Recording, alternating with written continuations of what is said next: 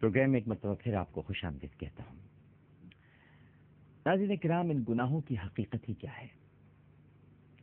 توبہ کے ذریعے ایک منٹ میں سب اڑ جاتے ہیں، چاہے چھوٹے ہوں یا بڑے ہوں، سارے گناہ ختم ہو جاتے ہیں۔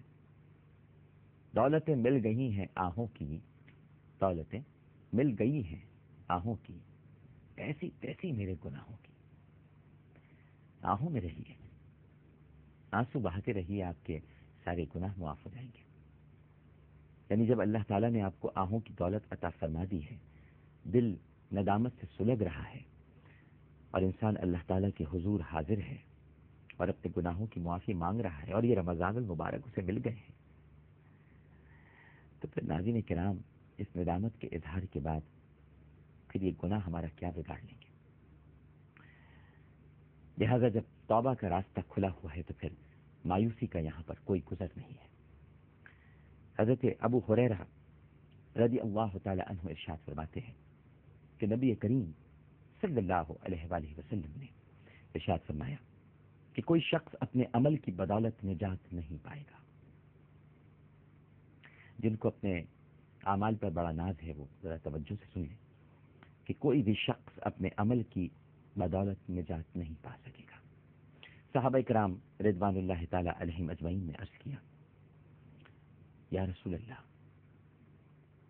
کیا آپ بھی؟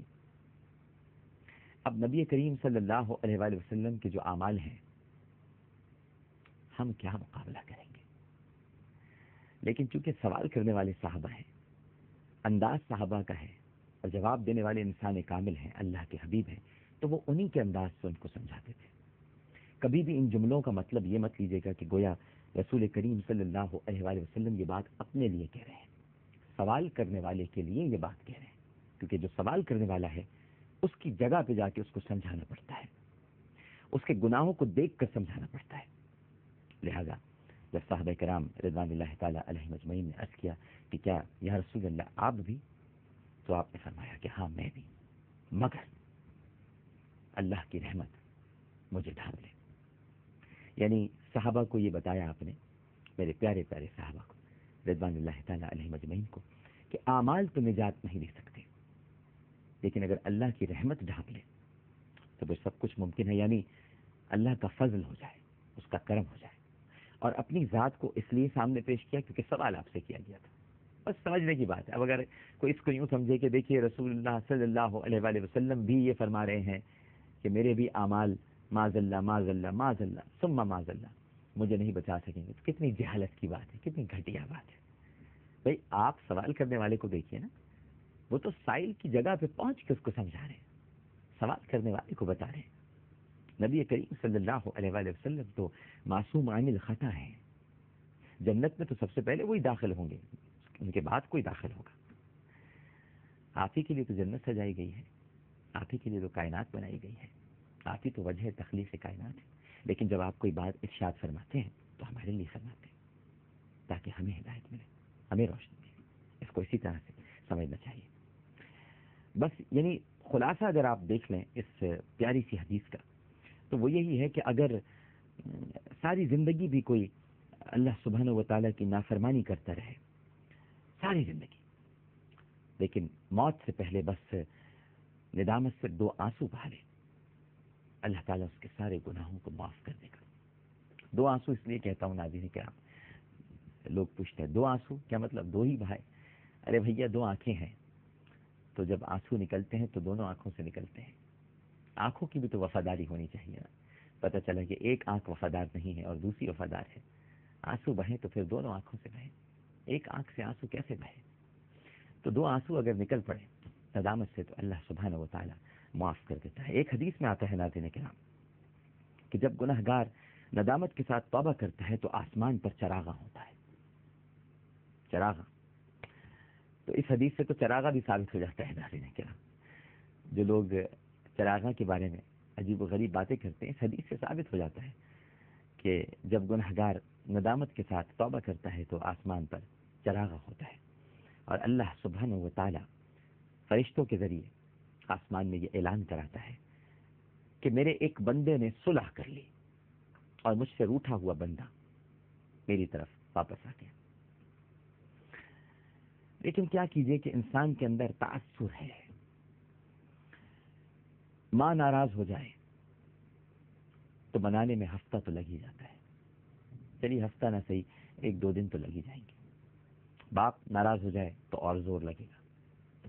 تو باپ اور مشکل سے مانتا ہے. ماں تو جلدی مان جاتی ہے. ماں تو ماں ہے. ہمارے ایک کوئی فنکار ہیں جنہیں عورت بننے کا بڑا شوق ہے. وہ عورت بن جاتے ہیں. عورت تو بن گئے وہ، لیکن جسم ویسا بنا لینے سے، یعنی حلیہ ویسا بنا لینے سے ماں تو نہیں بن سکے. عورت کے جذبات تو نہیں لا سکے. لہٰذا انہوں نے اپنی ماں کو مارا. بڑا تشدد کیا انہوں نے اپنی ماں کو. لیکن اس کے کچھ گھنٹوں کے بعد ہی جب ان کو پکڑ کے پولیس لے گئی تو ماں نے معاف کر دیا. عورت کا روپ اختیار کر لینا میرے بھائی بڑا آسان ہے، میک اپ کے ذریعے، ساڑی پہن کے آواز نکالنا. لیکن عورت بننا بڑا مشکل ہے. ماں بننا بہت مشکل ہے. ماں نہیں بن سکے. تو میں عرض کر رہا تھا کہ انسان کے اندر تعصب ہے. ماں ناراض ہو جائے تو منانے میں ہفتے لگ جاتے ہیں. باپ ناراض ہو جائے تو اور زیادہ زور لگتا ہے. اور بیوی ناراض ہو جائے تو بڑے پاپڑ بیلنے پڑتے ہیں. بھائی جن کی بیویاں ناراض ہوتی ہیں وہ زیادہ جانتے ہوں گے. بڑے پاپڑ بیلنے پڑتے ہیں، بڑا منانا پڑتا ہے. لیکن اللہ تعالیٰ کے یہاں ایسا نہیں ہے. ایک شخص نے 70 سال اللہ کی نافرمانی میں گزار دیے. اب 70 سال کے بعد وہ کہتا ہے کہ اے اللہ، میں تیری بارگاہ میں نادم ہوں اور ندامت کے ساتھ عرض کرتا ہوں کہ تو میرے گناہوں کو معاف کر دے. تو اللہ سبحانہ و تعالیٰ اس سے یہ نہیں کہتا، بالکل نہیں کہتا کہ تو نے 70 سال تک میری نافرمانی کی ہے میرے بندے، اب جب تو 70 سال تک توبہ نہیں کرے گا میں تجھے معاف نہیں کروں گا. ایسا نہیں کہتا. بلکہ جب بندہ توبہ کرتا ہے کہ اے اللہ تو مجھے معاف کر دے، تو لمحے کے 1000ویں حصے میں پروردگار اپنے بندے پر مہربان ہو جاتا ہے، کیونکہ وہ تو بہت مہربان، نہایت رحم کرنے والا ہے. ناظرین، پروگرام پیش کرتے ہوئے مجھ سے کوئی غلطی، کوئی سہو تو اپنے رب کے حضور معافی کا خواستگار اور توبہ کا طلبگار ہوں. اور میری کوئی بات بھی اگر آپ کو بری لگی ہو، طبیعت پر گرہ گزری ہو، تو مجھے بھی معاف کر دیجیے گا. ہمارے یہ سلسلہ چل رہا ہے انشاءاللہ چاند رات تک. ہم کوشش کرتے رہیں گے کہ اس ماہ مبارک کی تمام مبارک راتوں اور دنوں کو توبہ میں، دعائے مغفرت میں، اللہ کے حضور بخشش میں گزار دیں. کوشش کریں گے. اللہ تعالیٰ قبول فرمائے. عامر لیاقت حسین کو اجازت دیجیے. زندگی رہی تو انشاءاللہ کل پھر آپ سے ملاقات ہوگی. اللہ حافظ.